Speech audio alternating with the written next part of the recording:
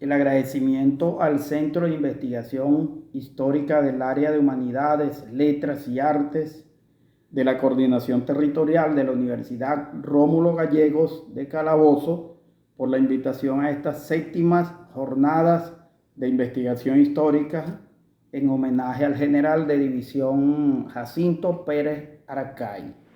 En este caso abordaremos el tema de las trabas epistémicas de la historiografía dominante. Como bien sabemos, existen una serie de barreras que condiciona la historiografía dominante para maquillar, tergiversar y manipular el discurso, que no están a simple vista. Entonces estas trabas localizadas por medio de los enfoques, las corrientes que han generado una lucha constante contra ese discurso hegemónico, son 7. A pesar de todo el tratamiento del aporte que han venido dando esas corrientes, como son el materialismo histórico, la escuela de los anales, el enfoque geohistórico, la teoría crítica del giro colonial y más recientemente la historia insurgente, no hemos logrado amalgamarlas. Bueno, por lo menos las que ubicamos. Son 7, repito. 1, la visión reduccionista. La visión reduccionista nos lleva a descontextualizar cualquier suceso histórico que es estudiado, desligándonos, desconectándonos de la dinámica geopolítica donde gravita ese acontecimiento histórico. La segunda traba localizada es la periodización descontextualizada.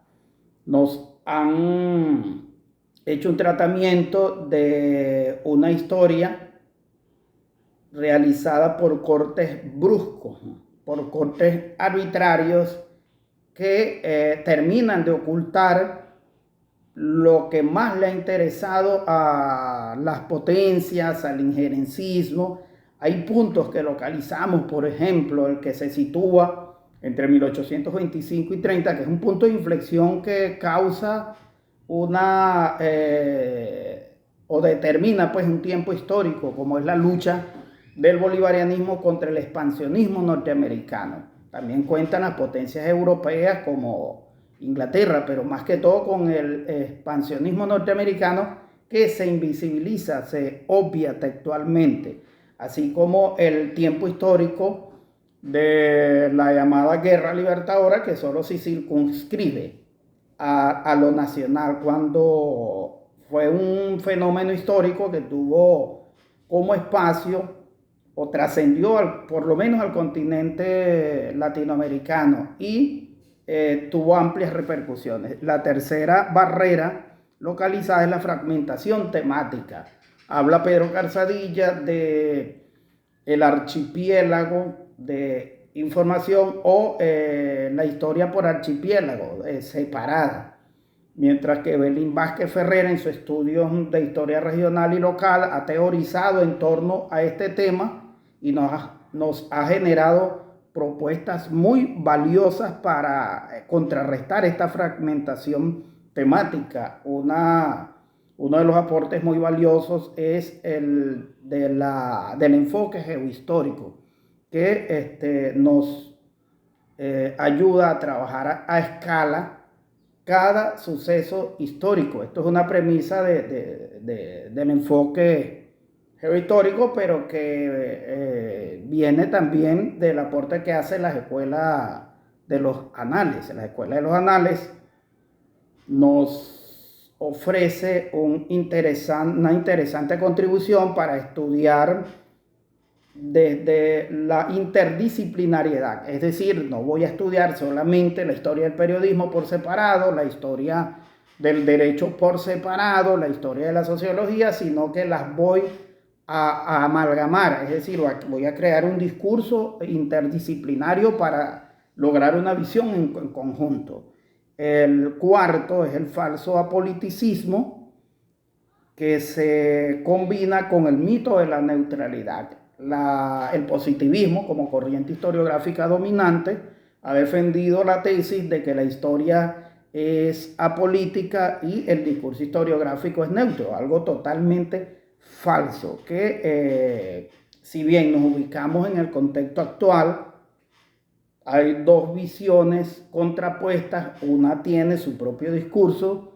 El discurso hegemónico no admite los términos como injerencismo, como antiimperialismo, lucha de clases, porque evidentemente tiene sus propias categorías conceptuales. Entonces, en este caso, es difícil, pues, el tiempo histórico hablar de la neutralidad al abordaje histórico. El corte arbitrario del presente con el pasado se hace imposible también decir que el pasado no tiene nada que ver con el presente. Marx nos decía que la ignorancia del presente nace fatalmente del desconocimiento del pasado o viceversa. Y estos historiadores como Armando González Segovia, en El poder de la historia, han demostrado teóricamente la conexión que existe entre pasado y presente. Es decir, el pasado nunca deja de influir sobre el presente. Y finalmente, la retórica discursiva dominante. Los conquistadores generaron un discurso sustentado, fundamentado en el escolasticismo, en la corriente teológica, en la corriente propia de la colonización, para demonizar, para categorizar y legitimar el discurso, el fulano discurso de la civilización. Posteriormente es el romanticismo, que lo hace con una carga metafórica del patriotismo, pero totalmente aislado y carente, pues, de todo lo que hemos tocado. Un discurso que se queda solamente en el localismo, un discurso que solamente se queda en la retórica. Y situamos asimismo el discurso que se está generando, que viene desde el materialismo histórico hasta la historia insurgente. ¿Cómo podemos conseguir una carga conceptual, unas categorías discursivas que nos permiten generar la descolonización del pensamiento? Bueno, es parte de este abordaje de las trabas epistémicas en la historiografía dominante. Esperamos que sirvan de algún aporte para continuar trabajando por la descolonización epistémica, por la descolonización del pensamiento.